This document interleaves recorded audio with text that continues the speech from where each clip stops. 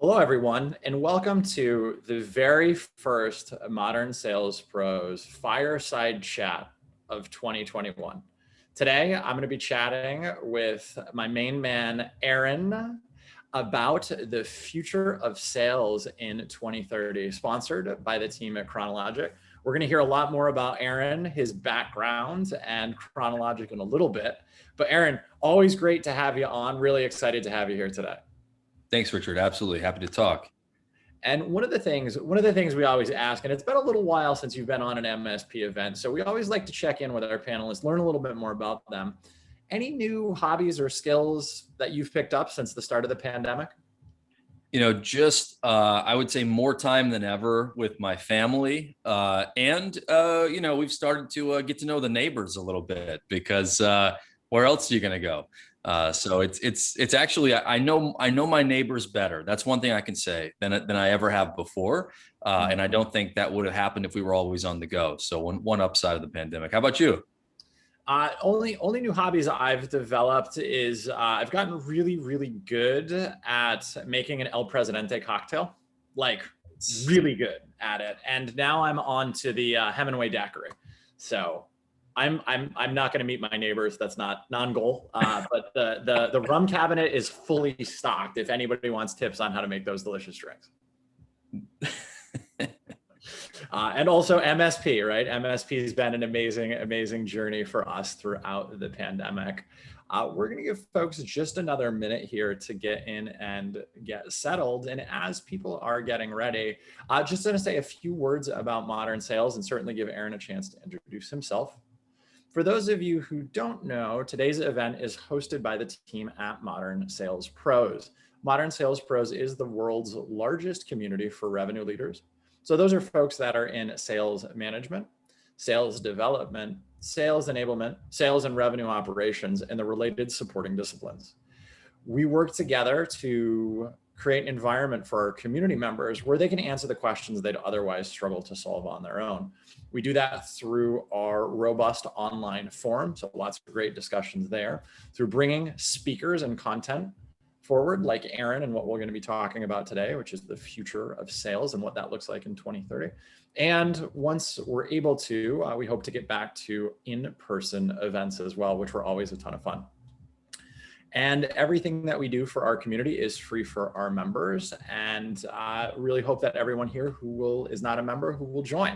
And I'm excited to be working with Kronologic. And Aaron, I'll give you a second to say the story here. But Kronologic is a very important partner to Modern Sales Pros. Aaron and the team have really helped our community, even when they were a much smaller organization, grow and help our community grow in Austin and beyond. And I'm excited to work with Kronologic personally because I do think it's representative of the future of what's possible in sales technology. So with that, I'm going to hand it off to Aaron Bollinger, CRO and co-founder of Kronologic, to say a few words about Kronologic, and then we'll hear more about Aaron. Aaron? Awesome. Thanks, guys. So Kronologic is a next generation sales platform. We're the world's first calendar monetization platform. And we're all about taking your most valuable and your most limited asset, which is the actual time that your customer facing employees have, and help you get more value and maximize the value of that time through AI and automation that books out meetings autonomously and helps to fill up the calendars of your team while they're enjoying their weekends, enjoying their evenings, on other calls during the day. Kronologic is in the background filling out calendars with valuable appointments for your team so that you give them a lot more at-bats. It's exciting stuff, Aaron. And I know we're going to get into your background here in a little bit, but let's just talk a little bit of your story before you got to Kronologic, and then we'll dive into the Kronologic piece in a second. But how'd you get to Kronologic? What was your background before you partnered up with Trey and team? Sure. So somewhat exotic background in the sense that after college, I went into the television industry. I was a casting director for MTV. I was a casting producer for Warner Brothers Telepictures.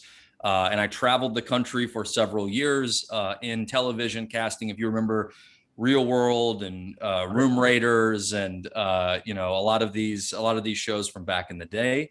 I was, you know, in my 20s and traveling around the country, just literally trying to find the most interesting and exciting people to put on TV. So it was a really amazing time, just a little bit of fun too. And then, but I have to tell you that as I got deeper into television, and I started getting a lot of offers to work on like talk TV and soap and daytime and a lot of these judge shows and everything. I started to realize, you know, really the most exciting thing that's going to happen over the next 10 or 15 years of my career is not going to be on television. It's going to be in technology. And I joined a company called Kick Apps that had some great backing out of New York. It was kind of an early white label B2B version of what, you know, Facebook now dominates the world doing. There was a time before Facebook, Richard. Yeah. And in that time, there were companies like Kick Apps that would help provide social platforms. So I started out as a BDR in technology and became a BDR SDR manager, then became an account executive, then became a regional sales director, then went into channel sales at a company called Bazaar Voice that provides all the ratings and reviews around the e-commerce web for companies like Walmart and Target and Best Buy and Home Depot, and went on to become a global vice president at that company. And then I left the big salaries and you know and big expense budgets behind. But really, I mean, I'm here in Austin. I wanted to find one of the, you know, I wanted to figure out a new technology. I wanted to help bring a new technology to the world, not just sell something that had been around for a while. I met my co-founders at Kronologic, and it's been an absolute thrill and a bit of a roller coaster ride in a good way. I believe it. I think you're the first former casting director that we've ever had on any modern Salesforce event. So I think you get an award for that. But Aaron, I think I'm incredibly excited to have you join us. I think Kronologic is one of those tools it's ubiquitous in the tech stack of some of the very largest companies in the world, right? I think it's Dell, Rackspace, CDW, and I know there's a bunch of others of like that scale. I think the name is really well known, but maybe not the story as much. How'd you go about getting everything started? You left us you're in Austin, you meet your co-founders, but how did you guys come up with the idea for Kronologic? Absolutely. Yeah. So two of my co-founders, Trey Allison and Ben Parker, were in operations. So sales operations, and Trey was a business analyst, a sales strategy business analyst at a Fortune 1000 company, in this case, VMware. And there was essentially from the CEO or from the very highest levels, there was a challenge issued to management. Hey, folks, if you want to do really well here, find ways and propose new strategies and ideas to help us take the leads that we already have and turn those into more revenue. And, you know, don't send me ideas that are just pour more money into the marketing budget, hire another 100 headcount. Those are really expensive things to do. And if you're in management, it's not necessarily your job just to spend money everywhere. It's also to find ways to get more efficient at doing the things that help to grow the business. And so they were there, and they had the opportunity to propose and try some really new ideas. And one of these new ideas, we've come to use language around using a calendar first approach. And the calendar first approach was their idea for how to address a problem that they found that we now call the last mile problem. And the last mile problem being that marketing has all of this technology to create leads by the hundreds, by the thousands, right? So you can do paid search, intent leads, you can do email blasts, you can do event marketing. All of these things generate leads at scale automatically. You know this, Richard. But all of that automation and scale, it dies. It stops dead when marketing hands the leads to sales. And it's like, hey, Richard, here's 100 leads from a webinar. Go get them. And you can't like press some buttons and create 100 meetings from those leads. So you're now down to, you know, calling people who you don't want to hear from you typically, and emailing people who are very busy professionals, not you specifically, Richard, just, Well, I mean, SDRs. I can imagine there's people that are less interesting than Aaron and Richard. I think everyone picks up the phone if we call. Right. I wish. No, and then, or email. You're emailing folks because, hey, you attended this, webinar. Hey, you responded to our email, and those people are busy professionals. They're very busy. It's hard to get priority from them, and it's hard to take them, even if they had some engagement, even if they're kind of interested. It's really hard to get them to give you their most valuable asset, time itself, the time that they have in their life, in the form of a committed meeting with you. And so my co-founders figured out a strategy that we now call calendar first approach. And I met them 26 months ago, not that long ago. And we went go to market really February, March of 2019. And since then, we've been on a very accelerated growth trajectory. That's an amazing story, and we love it because it's a battle tested idea, right? I think, Aaron, when we were doing the prep session, it was like sometimes you sit around and you're like, oh, let's do a company. Well, what do you want to do? Oh, I don't know. What do you want to do? This was cool because this is something that actually had, the proof was a little bit in the pudding of the work that was done before. And Richard, I forgot the most important part. I'm sorry. Yes, is that when they implemented this strategy, the team that they piloted it with doubled their overall revenue attribution. They created the pipelines, so another team closed it, but they doubled essentially the sales that team generated within the first year of using the technology. So really powerful proof point. When I heard that, I was like, this, we've got to start seeing this out. And the amazing thing is the results have held up, and in some channels we've seen even higher results than 100% growth, even in less than a year. Well, I think and let's jump into it a little bit more here, Aaron. One of the things that I think is really, really interesting, some would say maybe crazy, Kronologic, you're pretty unique for a startup at your size. Whether it was through happenstance or focus, but you do have great, you have great relationships in the enterprise, and you've started, and many of your customers are selling to other enterprises. So how is that going to evolve, or how do you see enterprise selling evolving? And kind of how does ABM fit into all that? We hear those terms all the time. Yeah, well, I'll tell you something a little embarrassing, or mildly embarrassing, and certainly something that sounds a little wild, but it's just because of how fast we've grown. We have more enterprise customers right now than we have full-time employees. That's a problem. That's the best recruiting pitch I think that's ever come out of anyone on MSP.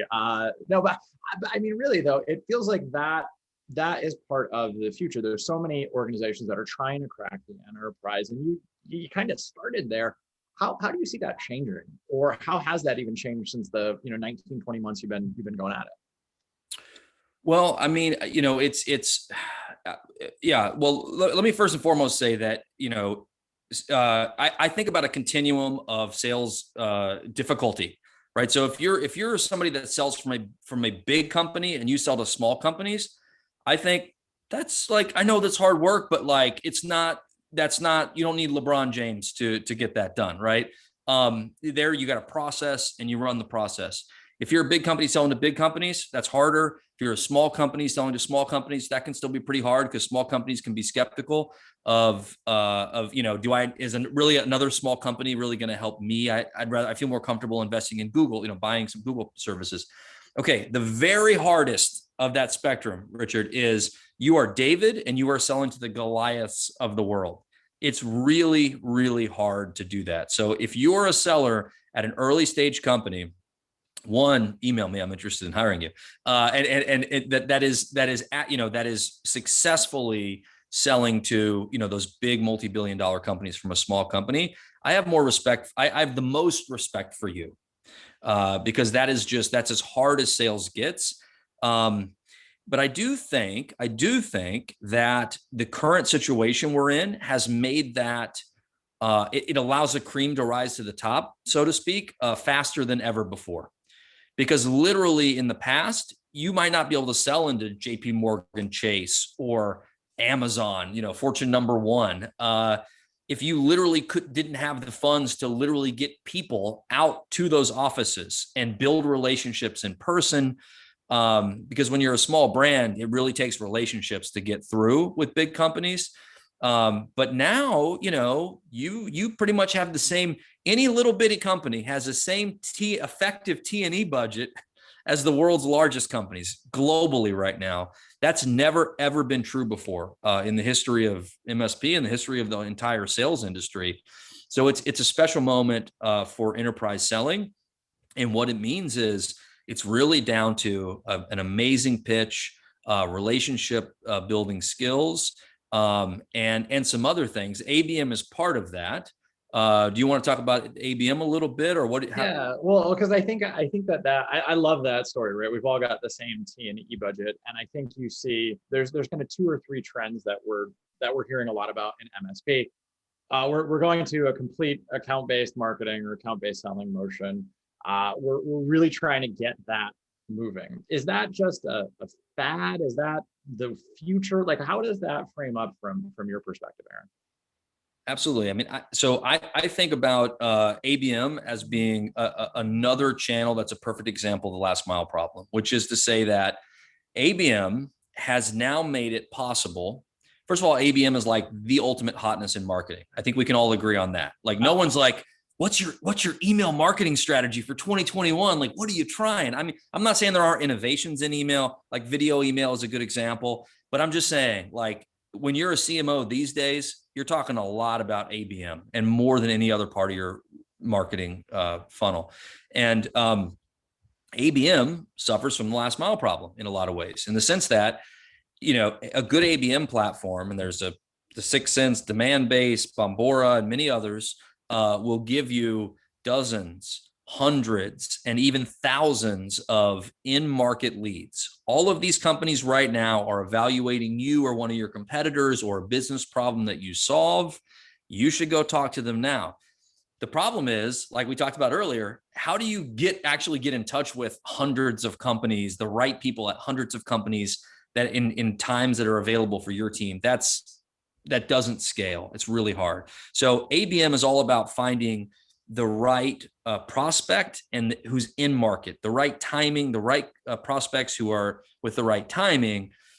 But you still have that last mile problem in the sense that, okay, now I know who they are, which is amazing. And ABM holds so much potential, but how am I going to actually get to them to make sure I have that conversation before they go talk to one of my competitors, just because they did a Google search or just because, a colleague of theirs recommended one of your competitors. That's to me, that's the frontier. I call it the last mile problem. I talk about it all the time. But I think all of us have the last mile problem, and all of the marketing channels, including ABM, have this last mile problem. How do you convert leads into actual meetings and do it at scale? Well, I think that time optimization point gets really interesting, and there's a lot of different components of this. One that we talked about quite a bit is this like consumerization of things, right? We're buying cars online, we're buying mattresses online. I'm sure we're not too far away from buying houses online. What do you think about that? Is this time optimization going to play into that as well? Yeah, I think it's all about how can we take the team that we have and fill their time with only the most valuable meetings with the prospects who are in market. So ABM plus Kronologic is a powerful solution, frankly. But even outside of that, just thinking about look at the calendar of your reps. If you're in sales management and you're watching this right now, when was the last time you really studied the calendars of your reps? I don't mean to like make sure it's like all filled up. I mean to think about, are they doing strategic actions each quarter, and are those blocked out? Are they holding time for strategic actions each month, each week, and then there's some things even on a daily basis where time is held, so that they are using their time in the most valuable way possible. Because now more than ever with virtual selling, it really is all about maximizing that most valuable resource, time. Yeah, well, and I think one of the parts of that goes, and you said this a little bit at the beginning, right? If we do a marketing event like an MSP, you sponsor an MSP webinar, you get a couple hundred leads. Those then go and sit with the AE team or the SDR, start making some dials. That's not necessarily a great way to achieve linear growth or nonlinear growth. If I've got X leads means that I need Y SDRs. So I think this part of, AI assisted selling, how is AI going to help with that? And I know, Aaron, you've got some thoughts on like sellers are expensive, but how can we think about this as an audience, right? Yeah, I would encourage sales professionals to, sales leaders, marketing leaders, so revenue leaders, and really company leaders writ large, to think about, okay, if what's the most expensive, like literally what's the most expensive thing that you have, most valuable thing you have in your company? It's probably not your patents. It's probably not the machines. It's probably the hours, days, weeks, and months that you pay for with very talented people. So I mean, even down to SDRs, right? I mean, an average SDR, base bonus and benefits all rolled up, is going to be around $7,000 a month. And if it's somewhere else, in the Bay Area or something, it's going to be a lot more expensive than that. If they're good, then you got to motivate them. You got to train them. You got to motivate them. You got to keep them around. So that time is all very valuable. So what I would encourage you to do is think about, is that time filled up with actions and activities that are really necessary for human sellers to do. We want to get sellers down to only the things that really human beings are the most optimized to do, to have those complex conversations, to quickly diagnose, to quickly troubleshoot with certain unique attributes or challenges for a given prospect or customer. Usually that requires some domain expertise, a big topic that's in front of my mind about the future, what sales org structures look like in the future. Be happy to talk more about that. But try to get your sellers, and for that matter, your account managers, your SDRs, chasing down appointments, sending 17 emails, 5 LinkedIn messages, and 4 cold calls to every single prospect on a list. You tell me if that sounds like we're reaching human potential. We're accessing the best and the best things about our human talent. I don't think it is. I think there's ways to be more efficient and get our sales team down to only the most valuable uses of their time. And I think that's the most respectful thing that we can do as managers. I know it's not always possible in every way at all times, but I feel like we can do better as an industry. Well, I think, that's an interesting point. So are you saying here that you kind of think AI plus chatbots maybe start to disrupt like SDRs as we know them in the next 10 years? Yeah, I mean, I think chatbots are part of it. I also think technologies like Kronologic are a big part of it. Technologies like ABM are a big part of it, which is, I only want the people on my team to have a conversation that they have expertise that they can offer in that conversation. And I only want them to be speaking to people that are in market. And I want to have as many of those high value conversations as possible in a given day. So right now, if your sellers are doing 2, 3, 4 valuable meetings a day, and the rest of the day they're in their inbox and updating CRM data, I don't think that's fully optimized or efficient. What I want for my sales team is not 2, 3, 4 meetings. I want them to spend I want them to be doing 5, 6, 7, 8 valuable meetings every day. And then maybe, 90 minutes of, data entry, inbox managing, and back and forth. And technologies like chatbots help. Technologies like ABM platforms help you figure out who's ready when. Lead scoring systems that are part of ABM solutions can help. They're a part of it. They're not the whole picture. And technologies like Kronologic can help a lot too by just getting it on the calendar for you. so that I think about this, Richard. If you think about a CEO, so tomorrow you're CEO of who do you want to who do you want to be CEO of? I mean, I like modern sales, so why don't we make CEO of modern sales? How about that? I was thinking you'd pick a favorite brand or something. How about Dry Bar? It's my favorite. Okay.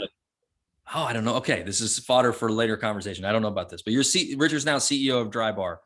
What's the likelihood that as CEO of a successful company, you're going to get yourself an executive admin?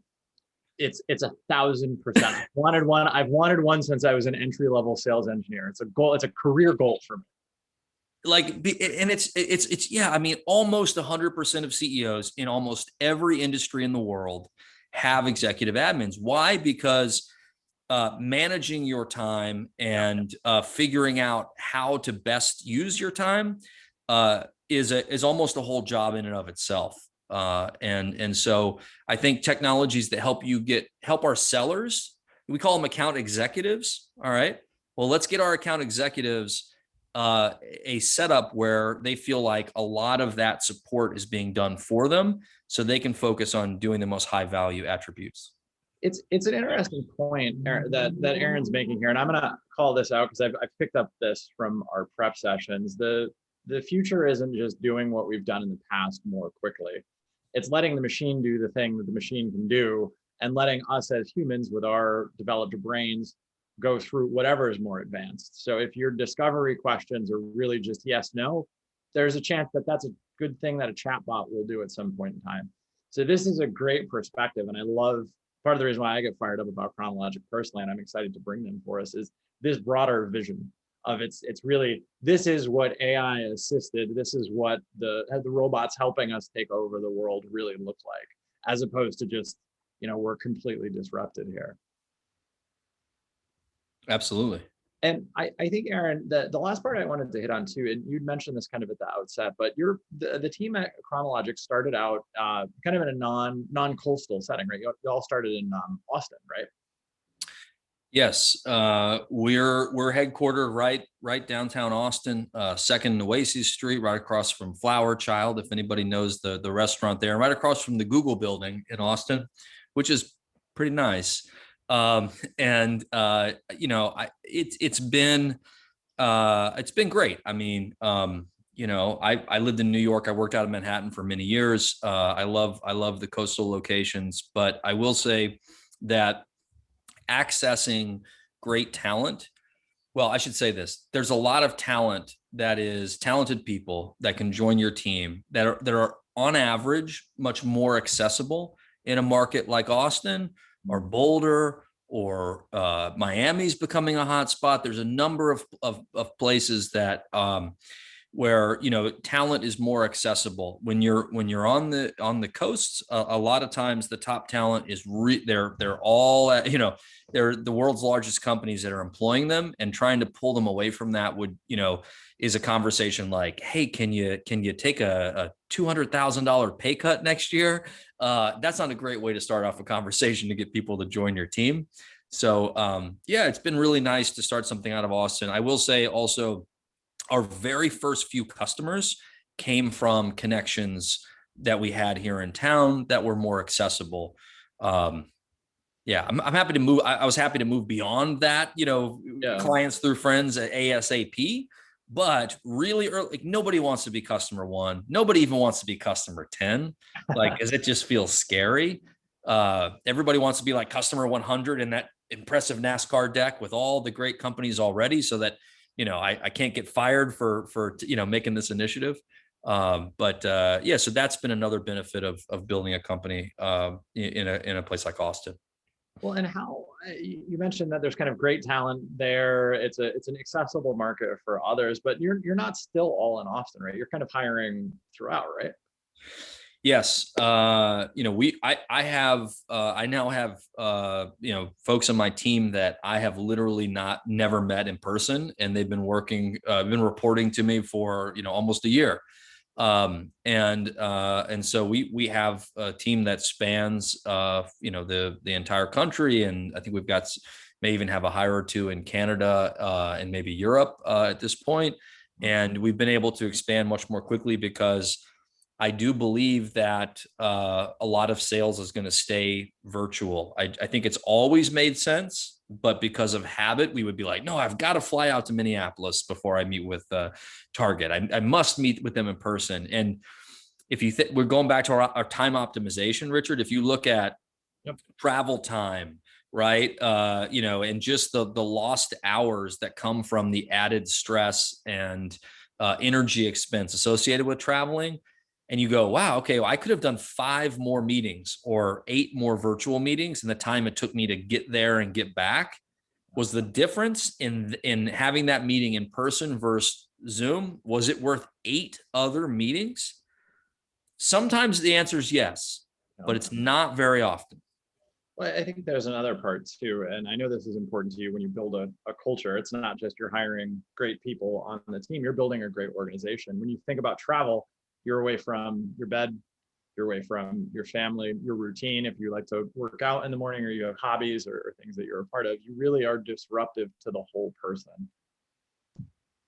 It's true. Yeah, and that affects that affects who's willing to, who's willing to work with you when, no doubt about it. Yeah, no, and I think one of the things that I'm curious about here, Aaron, is I know you're scaling pretty quickly here. Is it been, now that you're thinking about it a little bit more holistically, have you found it maybe easier, or is it more difficult to find remote sales talent, or find top sales talent? Well, I think so. Okay, so this is a sales leader. This is an issue. I think there's a term, a bone I have to pick or something. I don't even know what that means, but here's an issue that's been an issue for me for a while, which is non-salespeople, and I think you probably can relate to some of these experiences. A lot of non-salespeople think sales is basically a performance. You get really good and you go in and you juggle and you dance a little bit. You say a few things and you go, now here's the contract. And that was true, probably. It wasn't fully true, but that was a reasonable summarization of the process at certain points in history, and probably still is for some very specific transactional sales. However, in 2021, with the world busier than it's ever been, people's inboxes busier than they've ever been, most tech landscapes and industry landscapes noisier than they've ever been. If you just look at sales and marketing tech, there's like a picture of it that I've seen. There's like 1,000 logos in like 17 different categories. It's crazy. It's really hard for people to keep all of that in their mind. And so what it means is specialization and domain expertise is really more important than ever before. And look, I don't know if that's the sexiest of topics. You like to just say, hey, you get this amazing athlete, you get them in there, you train them up, and they're ready to go. Well, there are times for that. I think there are moments in a company's history where you do want to hire for DNA and you put them through an NFL level combine and they come out the other end ready for game day, ready for the Super Bowl. But I also think there are many stages in companies' life cycles where you really want to hire somebody who has worked, if not exactly in your, not just your industry, but your category before, then maybe something very close to or adjacent to your category. And so what does that mean? Well, it means that they're very unlikely to be geographically located down the street from you if you're looking for something with a lot more specialization. The beautiful thing is because of the virtual selling environment, if you can hire them from anywhere, then you can go, okay, well, who has so much context and domain expertise? I don't care if they live in Honolulu, Hawaii, right? If they are a real professional in your area and they have a lot of great experience and context they can bring to conversations, prospects are not going to care that they're in Honolulu.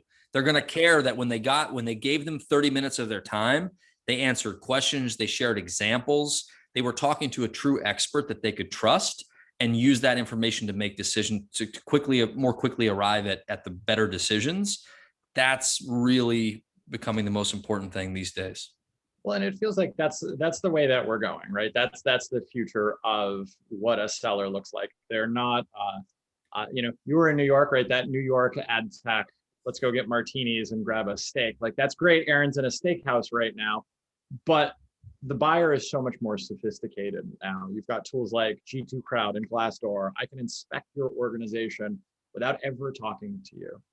My role as a seller starts to evolve in that. So Aaron, I love this idea of like more expertise in the domain and understanding.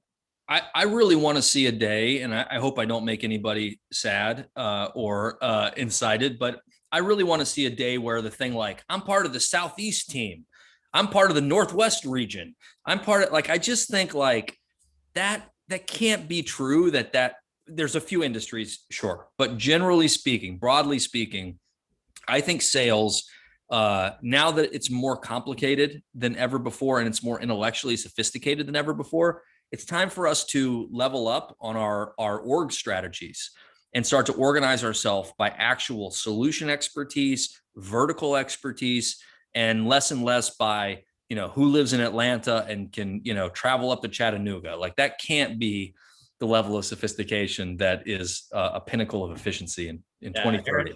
Aaron, you're in Austin, so you get HEB and Dell and all of that, and I'll be up in New York, so I'll get whatever is Giant Eagle. I guess we're on grocery stores here. So I think that this point is really great, and you can start to see this a little bit in solutions engineering orgs as well, where you've got your sales engineering generalist.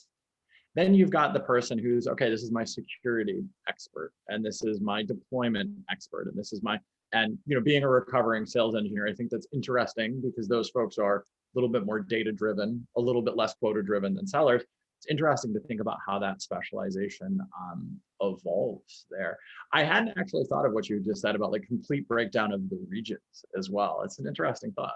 I mean, I know it's sad because we'd always come up with fun names at Bizarre Voice. At one point in time, we had the Dirty South team, and we had the Beast of the East because we were B everything. So the East was B East, the Beast, and those are fun. Those are fun to come up with and fun to make T-shirts for and everything else. But I really don't think that's a big part of the future of sales. I think it's more specialization. And I also think the reason that it's continued so long is because, well, but how am I going to have this one person or this team of people that are a specialist for this industry? How do I get them on all the meetings? Like, I can't have them talking to one client in New York while we need to be in San Francisco with another bank, while we need to be in London with another bank. Like, those have to be handled by regional teams. Well, now that so much of sales is virtual, and with technologies like Kronologic, like where that can start to book, that start to using AI to get the right person at the right meeting at the right time and do it without so much human effort, it allows all of us to start to have more specialization because we don't have to think so much about where we are at any given time. It's like, where are we an expert? Where do we have what conversation do we have the most to add to? Like, technology, get me there. No, I think that's such a clever point, because you think about, in the past, if I used to have to travel to each one of those places, that's it. That's my calendar for 2 weeks. And now it's like I can handle all of those meetings in a couple days, maybe. And I think I want to ask a question on this, and we didn't prep for this, so I'm going to put you on the spot. How does that change the culture of an organization if you really do go down this fully specialized sales role? And in 2030, it's like there's Aaron, and he knows B2B tech SaaS for oil and gas as an example, and then there's Nora over there, and she knows consumer products. How do you build a culture in that world, or what are the challenges that you think you face in building a culture when you're both remote and super specialized? I mean, hopefully it mimics like what we've seen, over the last decade in the rise of things like Wikipedia and even Reddit, where people are collaborating because ultimately everyone's trying to help each other become experts and to help assemble like the highest level of knowledge on a given topic or area. It also means that we're not as commoditized, and I think that's a good thing, Richard. I mean, I know it's fun to have 50 folks crammed into a room that are undifferentiated, and we're all just smiling and dialing. Everybody gets 100 dials a day, and whoever gets the most money out gets to go up in front of everybody and cheer. Like, I know that there is some nostalgia for that. I just can't imagine that that's the future of this industry. I think if we become more specialized, then I think everybody starts to It's much more about, how can I want you to be the best representative of this company for this industry. And here's some things I've learned in this industry, or here's some things I've learned with this persona on this solution that I think might be valuable to you. And I think, by the way, I think that elevates sales to, other types of think about this with scientists, right? There's not like 70, 20 something scientists with with music blaring and a couple of punching bags packed into a floor, trying to like dominate and say, I'm the number one scientist. I made the scientist president's club.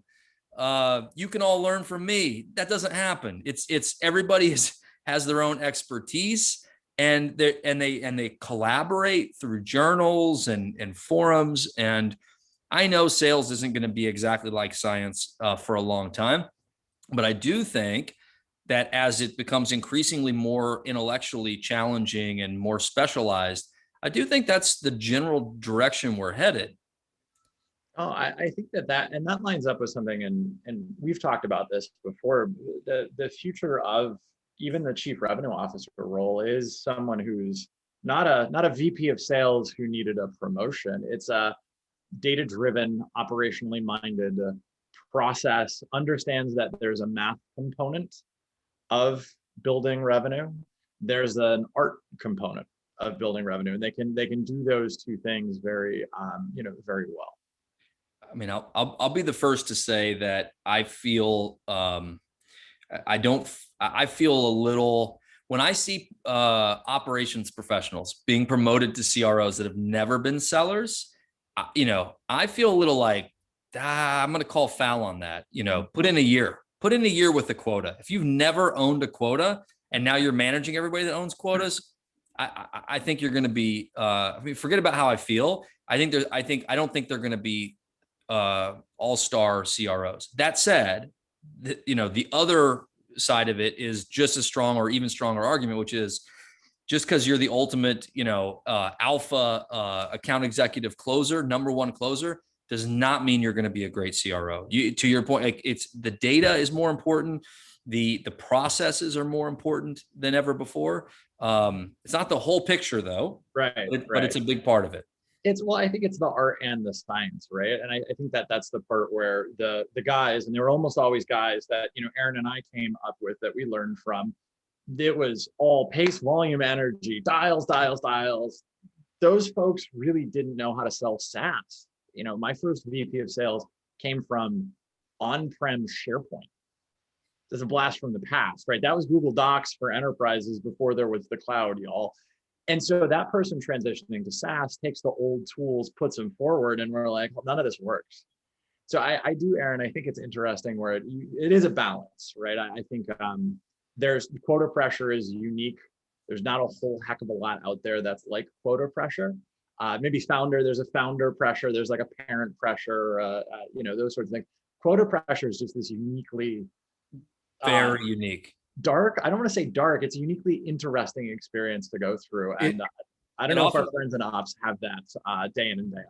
If you need any more proof, it often parallels with things like weight gain, troubles in your marriage. I mean, seriously, like if anybody doesn't take sales quotas seriously, that hasn't had one before, just look around at some early stage sales career folks. And it really can take a toll. We hope that happens less and less in the future, but the stress is up there with, I think a step behind first responders and maybe medical professionals, but we're not that far off.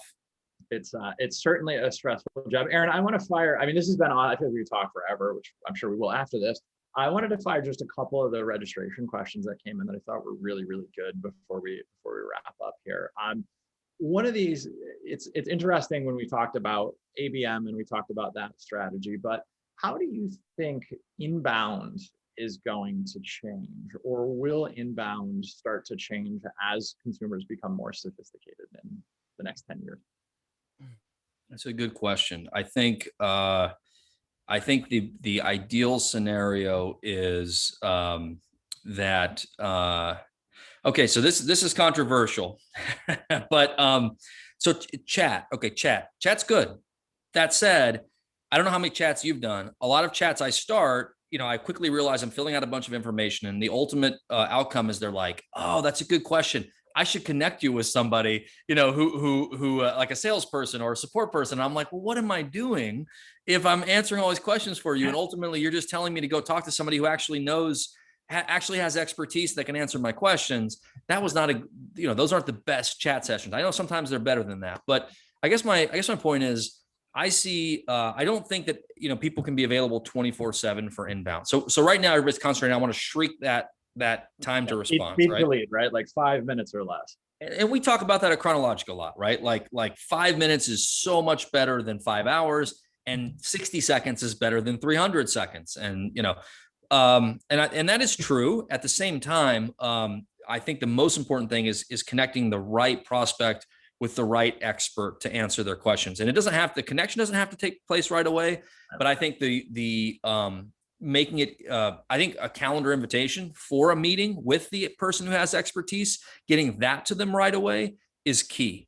Because what they really want to know is, are you going to set me up with the right person that can answer my questions? I want to know that soon. If I'm going to sit around trying to figure out if I'm ever going to get there, I'm going to go on to the next place. So hold on, no, oh no, we'll bring the SE to the next call, because that's a good question with that.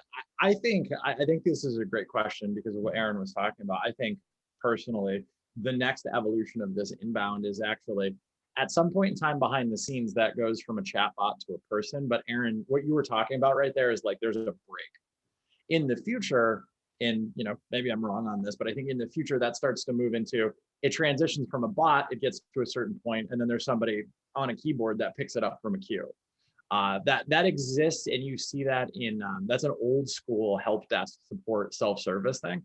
I can see that part kind of coming to inbound and making it, hey, you want to transact right through the chat? Cool, swipe your credit card because you're buying a mattress online anyways. Of course you're going to buy software like this. There's an expertise just to figuring out who any given prospect should speak with. So that expertise, and then combined with the expertise of the actual person that they ultimately talk to, if you can get both of those two things right and do it somewhat efficiently, that's a great buying process. And if not, it can be really annoying. Yeah. Oh, we just had a whole conversation about that in modern sales, about the request a demo button that you fill out a form. Then you get contacted by an SDR to schedule some time, to have a conversation, to qualify you, to figure out if they need to bring the AE in. Then the AE comes in, like you're 3 calls in before you get your damn demo that you requested. So like, I'm on board with this idea here, Aaron. I love it.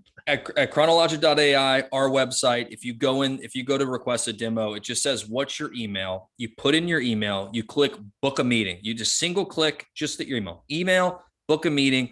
60 seconds later, there's a meeting invitation in your inbox to speak with the right person. And we use sales enrichment data from a couple companies so that we know who to route it to. Yeah. But you get a meeting invitation within 60 seconds for every time. And I think that's better than an email that says, we'll get back to you soon. And certainly I think it also speaks to, there's so many organizations who realized how important their customers were during the pandemic, right? Your number one source of pipeline is customers. We've heard that time and time again. And you've got every organization's customer first, but like, are you gonna put that meeting on the calendar? And those are the parts of things that will start to differentiate as we go forward into the future. Hey, I had a great experience, and it turned out Kronologic was a great solution for me. Or no, you know what? Chatted with Aaron, it wasn't the right fit, but man, that was really seamless.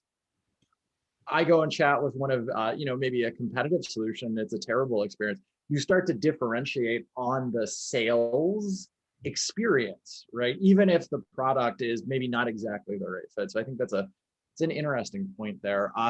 We got time for one more question. I've got one from registration here that I think is interesting. And Aaron, I threw it in the chat. Let me know if you feel all right with that one.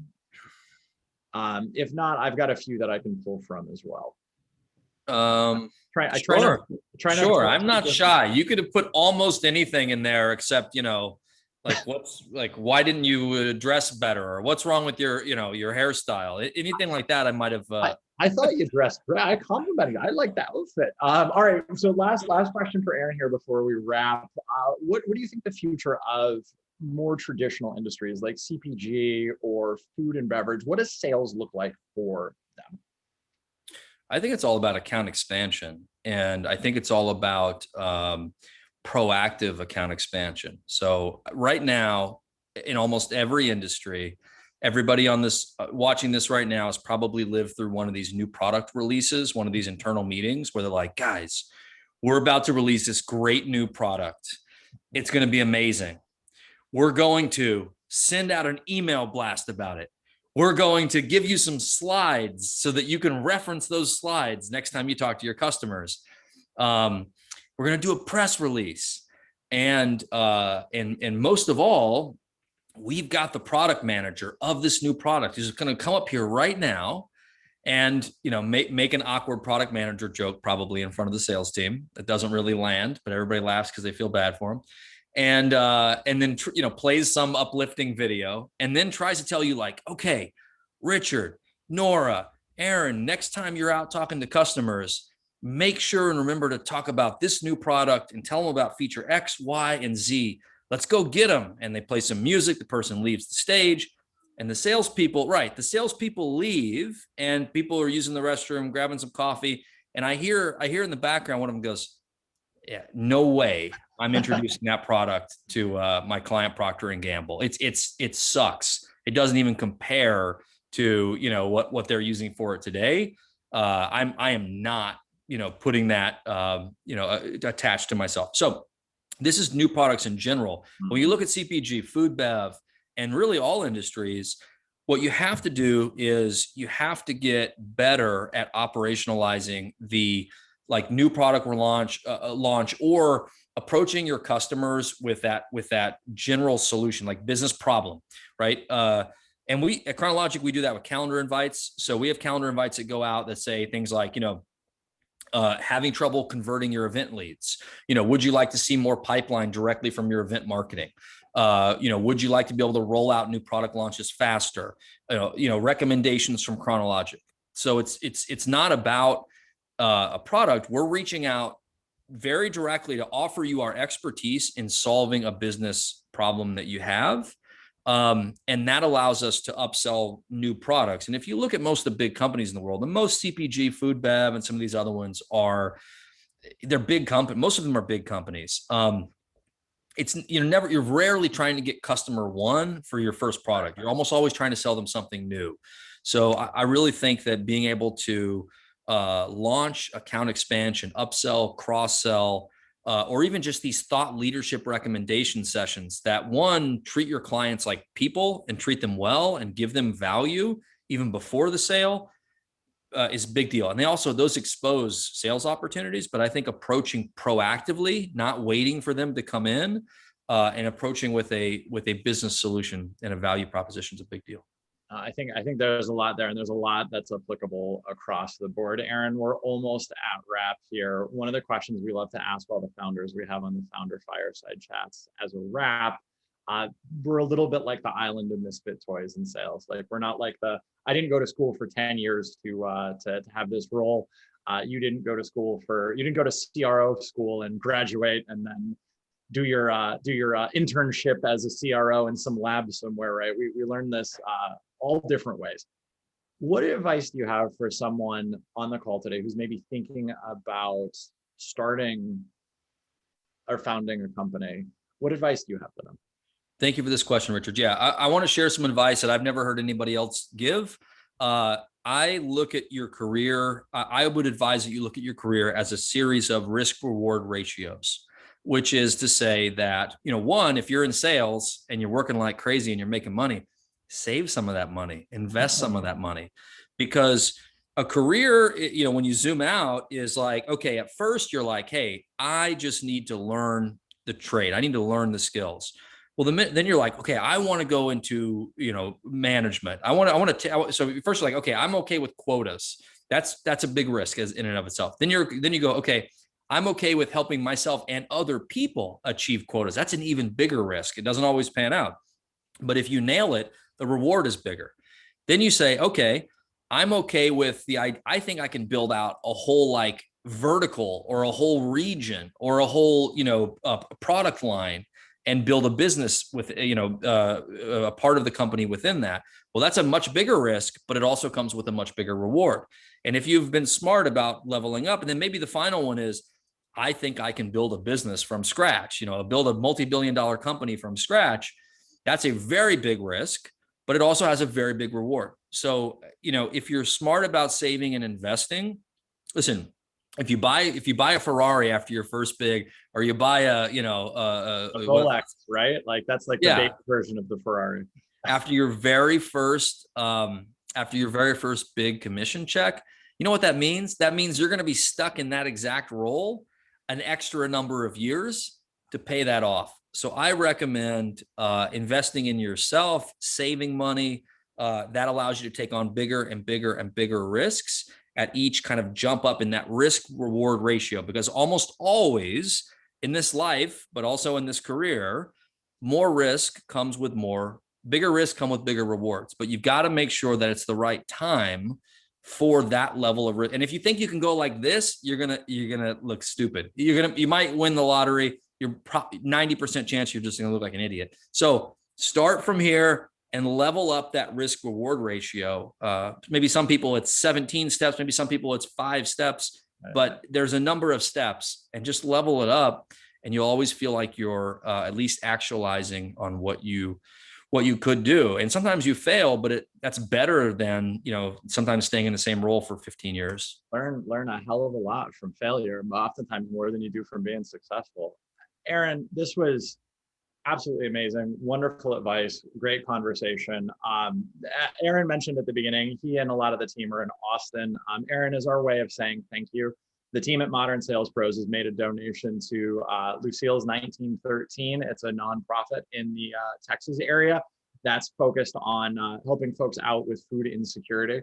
Awesome. This is our way of saying thank you to both Aaron and the whole team at Kronologic, because he's incredibly busy.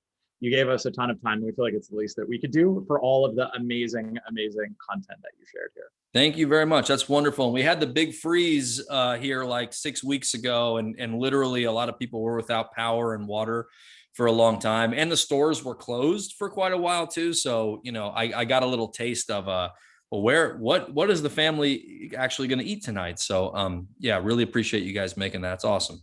No, we're always happy to help out. And Aaron, again, thank you so much for sharing your perspective. For folks that want more, don't worry, we're going to be doing a ton more with Kronologic this year. You'll be seeing more from Aaron and Trey and the team. But with that, we're right on time. Aaron, on behalf of everybody at the Modern Sales Pros community, Nora and Elizabeth and the team behind the scenes, and everyone watching this on YouTube or other places in the future, thank you so much. This was really fun. Thank you, Richard. Thanks, guys. Take care, y'all. Stay safe.